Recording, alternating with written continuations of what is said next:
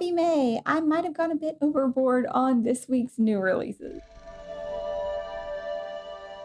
This week does have a lot. There's just so many new releases this week and next week. I think they're really trying to get in for the Mother's Day shopping, maybe. That's what I'm going to go with. That's why they stacked the beginning of the month so hard this month.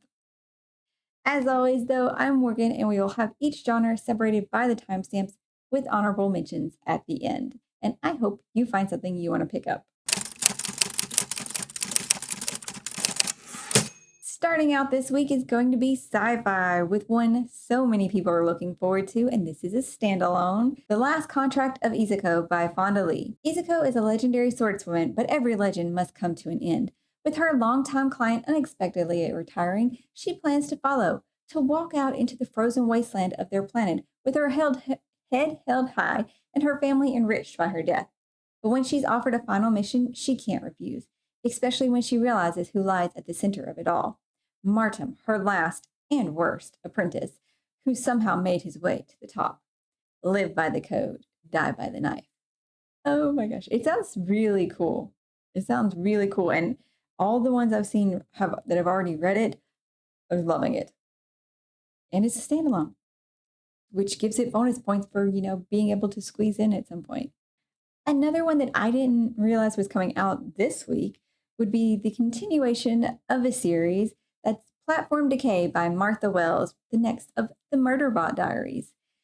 Having someone else support your bad decisions feels kind of good. After volunteering to run a rescue mission, Murderbot realizes that it will have to spend significant time with a bunch of humans it doesn't know, including human children. Ugh. This may well call for eye contact. This one sounds funny. Like, it sounds really funny. I don't know if you have to read the Murderbot ones in order, because all I've read so far is the first one. And that one I enjoyed okay. But this one, I feel like it could have something going on that's interesting. Starting out a new series, The Song of Safina is The Republic of Memory by Muhammad El Said. The Safina is a city ship halfway through its 400-year voyage from the ruins of Earth to a new colony world. Its crew maintain the ship generation after generation while protecting their ancestors in cryostasis so that one day they will be able to enjoy a fresh start under clear blue skies. But when blackouts start, unrest follows. The ship can only continue running smoothly with the cooperation of the crew, and the crew has had enough. As coordinated acts of resistance coincide with much more complex conspiracy, a chain of events is set into motion that will change life on the Safina forever. There were some key elements of the description of the plot there that I left out, but they sound really good. That's really what made me like, ooh, because it's got a lot of elements of some things maybe that we've seen before, but just possibly played out a little bit differently. And I'm curious to see how it's going to go. From there, we move into fiction, though these first few are kind of speculative, riding that sci-fi line as well. First up is Homebound by Portia Elin. It's 1983, and Bex can't wait to get the hell out of Cincinnati. She's 19, blasting her Walkman and hiding from the fact that her beloved uncle, the only person who understood her, is dead. But she has work to do. He left her a half-finished game to complete, one last collaboration to find her way out of loneliness. Little does she know, what Bex is making will echo far into the future and shape the lives of a scientist, a sentient automation, and a flinty sea captain in ways she cannot imagine. There might also be some sort of time element happening. Then we have Absence by Andrew Hudson. People are popping, disappearing one by one into thin air, a global cataclysm known as spontaneous human absence. In a world where prospects for survival are increasingly grim, hopelessness prevails, political rifts widen, and doomsday predictions flourish. Harvey Ellis works the night shift for the Bureau of Depopulation Affairs, an ad hoc federal agency meant to contain and catalog the crisis. Harvey's job, to investigate claims of absence and, if validated, issue a standard government stipend to boost morale. Then he's given a mission where a woman long thought absent has reappeared in her hometown of Dawnville, Kansas, claiming she has been to the other side and back. And so, of course, a lot of prophecy, doomsayedness pops up about this. Is she telling the truth? Is this something else, a big hoax going on? So there's There's a lot to unpack with that one that I'm curious how that is going to go. Our next fiction has a quite unusual character to be following that's doing the things that she's doing. Good Joy, Bad Joy by Miki Brammer. For over 80 years, Joy Bridport has played by the rules. She's been a devoted wife and mother, contributing to the community in her small Hudson Valley town. But her quiet existence is jolted when she learns that her best friend Hazel only has months left to live. Hazel has always been the more adventurous one of their duo, and she seems at peace with all that she's squeezed out of her long life. Yet Joy realizes she can't stay the same. Determined to live boldly and make the most of the time that she and Hazel have left together, Joy steps outside her comfort zone and into a bit of trouble. Trouble going so far as committing petty crimes and, yeah, getting in trouble with the law. A historical fiction is The Calamity Club by Catherine Stockett. Oxford, Mississippi, 1933. Abandoned by her mother one Christmas Eve, 11-year-old Meg LaFleur has learned the hard way to rely on no one. Now one of the unadoptable big girls in the Lafayette County Orphan Asylum, she fights each day to keep her spirit unbowed. Bertie Calhoun, unmarried and outspoken, has come to Oxford to ask her socialite sister to help the struggling family she's left behind. But as the depression tightens its grip, Bertie discovers her sister's seemingly charmed life is a tapestry of lies. And together, they chart a path for how to make their lives better in a society that's not meant for supporting young women. Then for our dark fantasy, we have The Girl with a Thousand Faces by Suni Dean. When Mercy Chan washes up on the shores of Hong Kong with no family, no money, and no memories, the only refuge she finds is in the infamous ghost-infested slum of Kowloon Walled City. But the past Mercy can't remember isn't done with her. An unusually powerful ghost has infested Calhoun waterways, drowning innocents and threatening the district. It claims to know Mercy and secrets from her past that are best left forgotten. And why Mercy is feeling okay in this ghost-infested part of the city is she is a ghost talker, and she is working with a gang, actually, as their ghost talker here. But this entity from her past is bringing up secrets best left buried. Starting out our YA this week is one, okay, that I might should have put in the honorable mention section, but I don't know if they can be read out of order. Third book in the gaming and romance series, where each one is following a different little high school couple.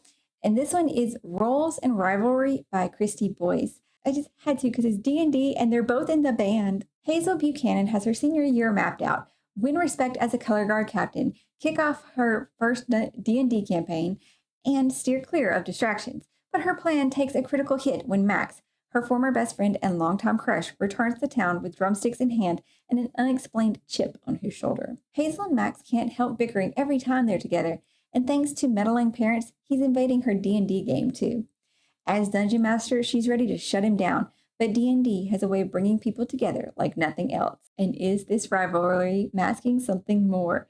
And it just sounds so adorable. Next up is more of a normal coming of age, Change of Plans by Sarah Dessen. Finley has always felt most comfortable in someone else's shadow. Fortunately, she's got Colin, her magnetic boyfriend who sweeps her along for activities, friendships, and future plans.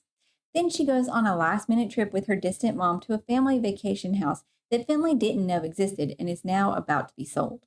As she's getting to know her aunt and cousins that she's never met before, her relationship with Colin goes into freefall and Finley's roadmap for her life after high school is gone. She has no choice but to live, for the first time, without plans. The longer Finley stays, the closer she gets to the truth about why her mother stayed away and why she's brought Finley here now. And she is helping out at her aunt's diner called The Egg. And there is, of course, a boy there, and romance ensues from that as well. But also figuring out who Finley wants to be on her own. The next one, I am so interested to see how it's going to be received and possibly get my hands on it myself because of the comp titles. It's being compared to Divergent, to The Hunger Games, and The Cruel Prince. That's some big shoes. This is called Stormbreaker by Nisha J. Tooley. It's the first in a series. For 19-year-old Poet Graves, New Manhattan has always promised safety if she obeys. Raised within the ruling houses and betrothed to a powerful heir, she enters Amory Academy knowing her future has already been decided. But Amory is nothing like she imagined. Its trials are brutal, its loyalties conditional, and its rules disguised to exposed weakness.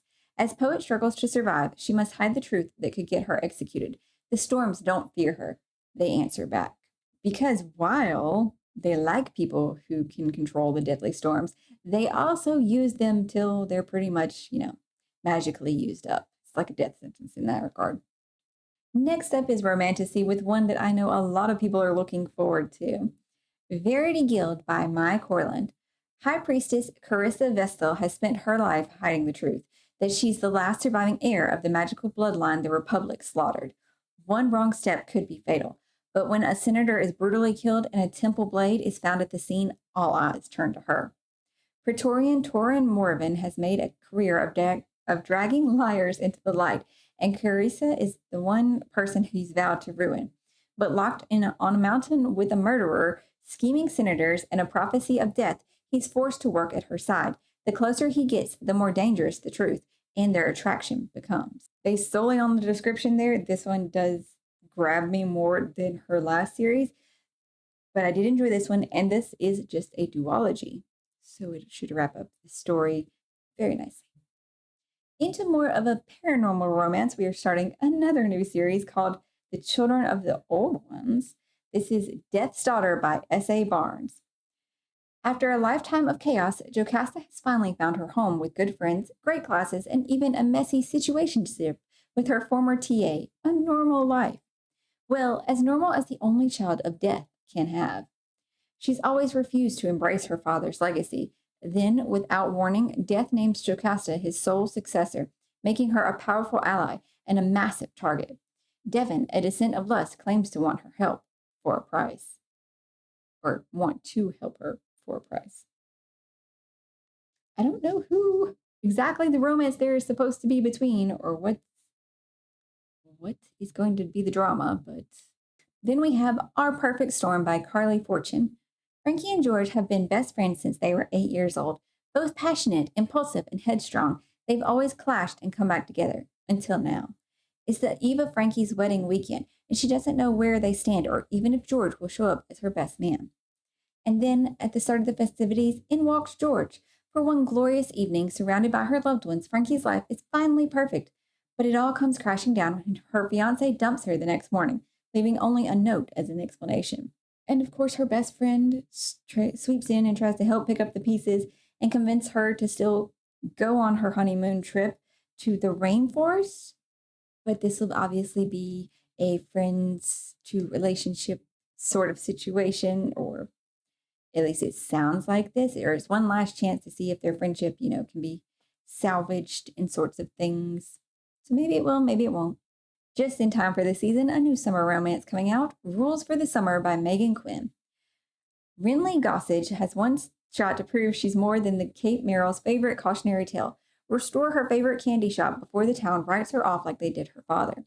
No help, no shortcuts, and definitely no rich men wielding engagement rings and making things messy.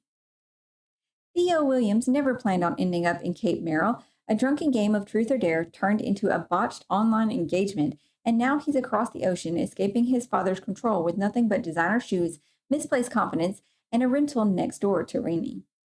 I have no idea how that's supposed to work out. Moving into thrillers, Caller Unknown by Gillian McAllister. There is nothing that Simone won't do for her daughter, Lucy. The two have always been close, and with Lucy about to leave for home for university, they depart the UK for a vacation to Texas to spend some quality time together. But when Simone awakens on their first morning in the desert, Lucy is gone, missing from their rental cabin. In her place is a cell phone, and a voice on the other line issues a shocking ransom demand.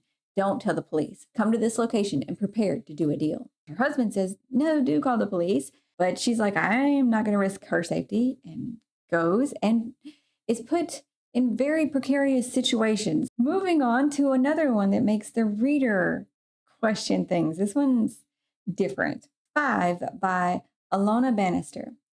Have you ever tried to pass the time by imagining the lives of the stranger standing next to you? Alona Bannister's 5 introduces readers to 5 seemingly random people waiting for a train. But there are not just any 5 people. From the beginning, we know that one of them is going to die soon, very soon. In 5 minutes, the next train to London will arrive, killing one of them. But before this happens, you will learn their stories. These are the candidates for this morning's misfortune, but they don't know it. Only you know, and you, our complicit reader, will not be able to resist deciding who deserves to walk away and who deserves only 5 more minutes to live. So it almost sounds like it has one of those choose your own adventure sorts of vibes. Okay, I know they were probably in lots of different books, but I remember them most from the Goosebumps books. Then we have Dissection of a Murder by Joe Murray. When Lila Reynolds is handed her first murder case, she is shocked by the victim, a well-known, well-respected judge whose death sends shockwaves through the local legal community. She's also incredulous. She's nowhere near experienced enough to handle such a high-profile assignment, but the defendant is insistent. He wants her, and only her, to represent him. Lila soon learns her opponent is the most ruthless prosecutor she's ever known, her husband. It's an impossible situation, yet Lila is determined to sway the jury until she's blindsided once again by a shadowy figure from her past. Suddenly, Lila finds herself fighting not only for her client and her marriage, but also to keep her own secrets buried. I really wonder how this is supposed to play out, because I would think, do they let lawyers be on opposite sides in the same trial? Is it a conflict of interest? I have no idea. Our horror this week is a collection of short stories. I Know a Place, Rest Stop, and Other Dark Detours by Nat Cassidy. There are locations in this world where the light doesn't seem to reach, where no matter how illuminated the place might be, shadows creep in too strongly to fight back. A suspiciously empty gas station rest stop in the middle of the night, littered with googly eyes, a doctor's office with a bottle of booze and tear-stained folder wait on the desk, a tech millionaire's haunted kitchen, a Bible-quoting ventriloquist's dingy apartment, a yoga retreat in the middle of the desert, silent except for the screaming. We have one memoir this week that's True Crime by Patricia Cornwell. In this achingly honest memoir, Cornwell excavates her own life, detailing her traumatic childhood being raised by neglectful parents, her father abandoning the young family on Christmas Day, her mother being institutionalized twice, an abusive foster family, and developing a parental relationship with evangelist Billy Graham's wife, Ruth. Cornwell depicts a harrowing hospitalization and near-death car accident. She unflinchingly shares overcoming obstacles that later gave her the ambition to become an award-winning police reporter. From there, it was research in a medical examiner's office that would turn into a full-time job. She would become a forensic expert and worldwide publishing phenomenon. She has had a really different career. That's a lot. I think the honorable mentions this week probably have anticipated releases from people across different genres. First up is Sisters of the Lizard by Jackson Ford. This is the second in the Ricotta series that followed the Bone Raiders, which is following a story of the Ricotta, a fearsome band known as the Bone Raiders, due to their charming habit of wearing the bones of those they kill on their armor. But being a raider is tough these days, especially when the High Chieftain is trying to wipe out you and your kind. When Sanya, a young Ricotta scout, finds herself face to face with a fire-breathing lizard of legend during a raid gone wrong, she comes up with an audacious plan to save the Ricotta and preserve their way of life. A plan that involves convincing the lizard to let her ride it. A dystopian dark fantasy romantasy? Fury Bound by Sable Sorensen, the second in the Wolves of Ruin series. Only the worthy survive the bonding trials. She'll risk her life and her heart to be one of them. Maren Cooper has always hated the bonded, elite warriors who form mental links with the massive, vicious direwolves they ride. While they live in luxury, Maren struggles to keep her family out of poverty. And then her little sister, Selah, is kidnapped and stolen across the border by the immortal monsters her country has spent centuries fighting. Maren's world falls apart. So she enters the trials to become one of the bonded to save her little sister. I will get to read the first book eventually when my library hold comes in. So many people were so happy with that book. Book 18, concluding the long-running Guild Hunter series, Archangel's Eternity by Nalini Singh. This one has angels that rule over humans and vampires, but the most powerful of them of all are the archangels. Beautiful, deadly, sometimes cruel, and always unpredictable. This is urban fantasy with paranormal romance involved as well, where the hunters are humans that hunt the vampires that get away from the angels. I don't know if it's fated mates with angels. It sounds like there are two main characters through it, but then I've also heard other people talk about how each book has other romances happening, stories. I've never tried this one. but it's coming to an end, so I feel we should mention it. The next in the Dream Harbor contemporary romance series, The Daisy Chain Flower Shop by Lori Gilmore. Daisy's fed up with being unlucky in love, and since Mayor Kelly declared her beloved flower shop cursed in one of his infamous visions, business has been slow. Dream Harbor newcomer Elliot has been adjusting to small town life following his own relationship turmoil, and until now, he's avoided the flower shop at all costs. If the mayor is correct, he doesn't need any more bad luck in his life. This is the next in the series, but each one of the books follows a new couple, as obviously these are two new characters that I don't know if they've. Obviously, one's never been brought up in any of the series, but I don't know if Daisy has. The next book in the Women's Murder Club long ongoing police procedural series is 26 Beauties by James Patterson. This one is mostly following Detective Lindsay Baxter, the crime reporter Cindy Thomas, and the medical examiner Claire. I don't remember her last name. This is book 26 in that series, and they're looking up missing women, apparently. We finally reached the end of this week's very long list. If there is anything else, though, that you would like to let us know about that's coming out this week, feel free to leave it in the comments down below. But I do hope you are able to find something new that you might want to put on your TBR list, pile, library hold. And I hope you are finding something great to read today. You'll come back next week for more new book releases because there are so many big ones next week, too. I hope you're having an excellent day, and I'll see you in the next one.